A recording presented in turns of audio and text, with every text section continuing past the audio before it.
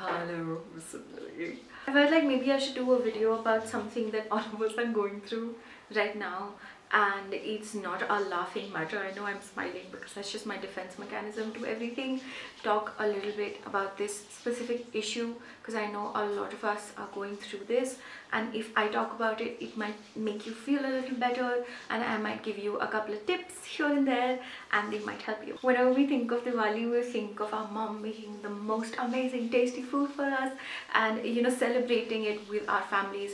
But because of the lockdown and a lot of travel restrictions, most of us have to stay in our homes.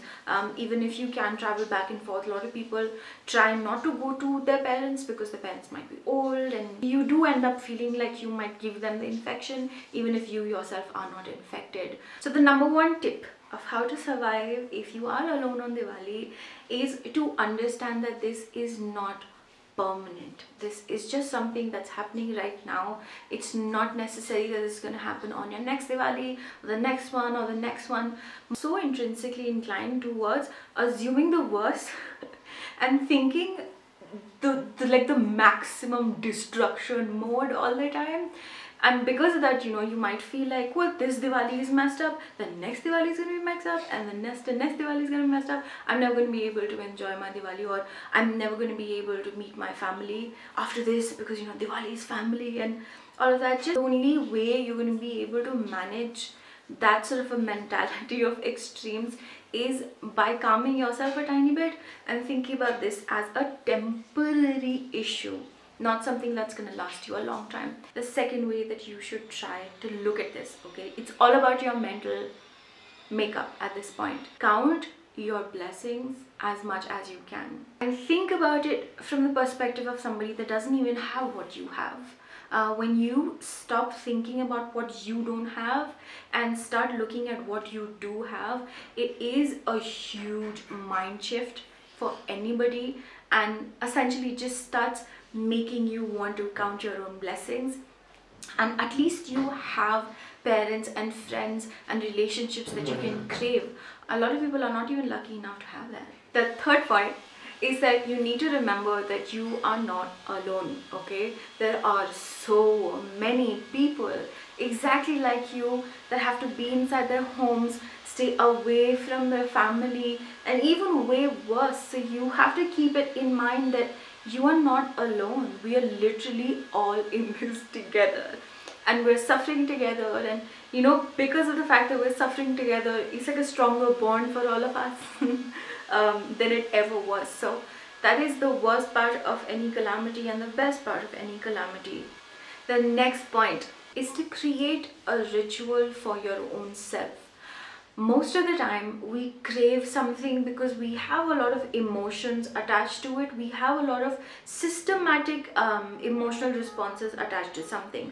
For example, the reason why we crave bad things on Saturday and Sunday is because most of us grew up with going to school every single day, but Saturday and Sunday was a day where we had off and we just gorged on all these different sorts of food, or if we completely went crazy on Disney cartoons on Saturday and Sunday. So this whole concept of enjoying your life on Saturday and Sunday became a sort of ritual in your life. That's the same thing for Diwali. If you're somebody that has been living in a hostel and now is working, you most probably have a ritual of going back home, your mother or your father making your favorite dishes. You could have different rituals for different days of Diwali. You could have one day that you just beautify the whole house. You could have one day where you're going to be helping and making gujia or different namkeens. But the only reason why you feel it or you crave it is because it's a system and it has been going on for year after year after year. Example for me, birthdays are something that is really huge because every single birthday I had all of my family members come to our house. We cut a cake and all those other things. But if I don't do that on a single birthday, I feel like, meh, it's okay, it was just a birthday, So this time, in order for you to not feel that bad about being alone on Diwali, you can create your own ritual. Something that you like and something that you don't get to do all the time. You could go to the kitchen and try to make one of your favorite dishes that your mom makes and you never really learned it. but try to have a ritual. Decide it 2 or 3 days before Diwali what exactly you're going to do, and make sure that you're not just sitting there and feeling sad about yourself. The next point is again about your mental space.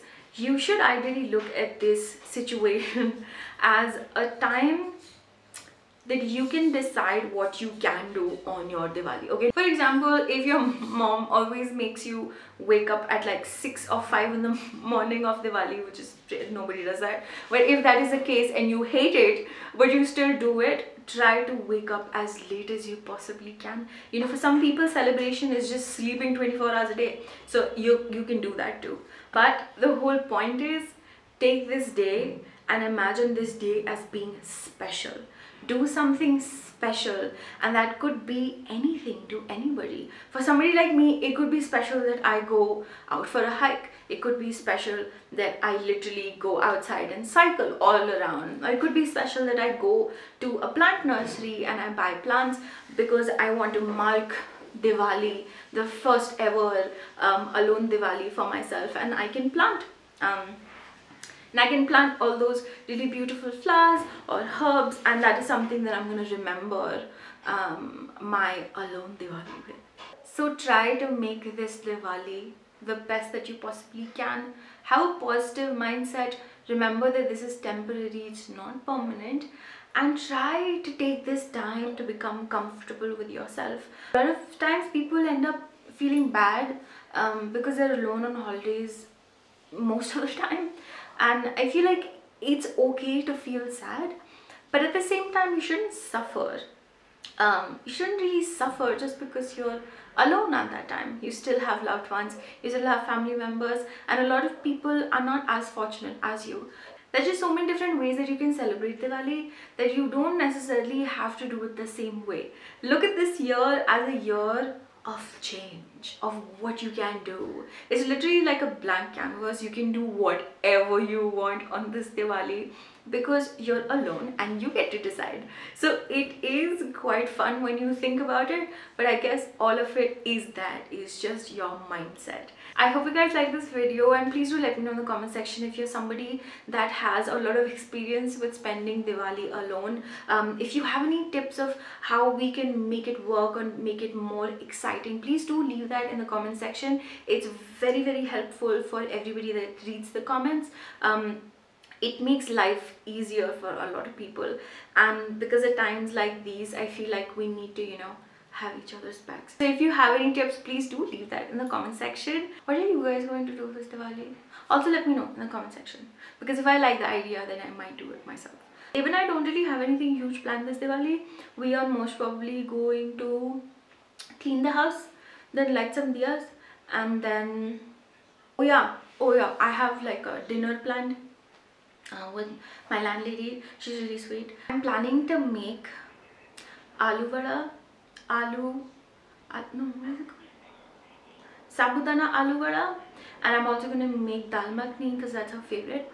And I was thinking about making this I forget what it's called. It's this thing that you get served in Sarvana Bhavan. It's a suji halwa of sorts, but there's a kesar in it.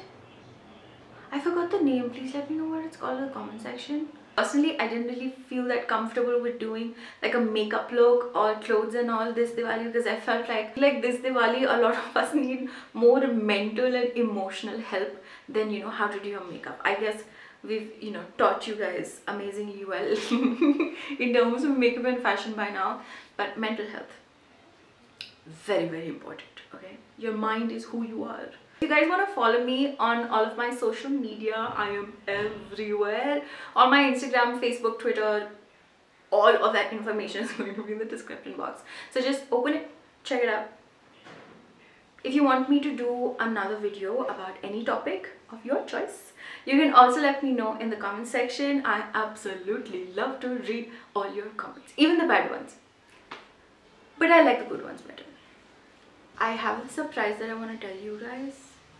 No, it has nothing to do with me being pregnant. Just disclaimer. So yeah, I guess I will be able to tell you guys in another 2 weeks.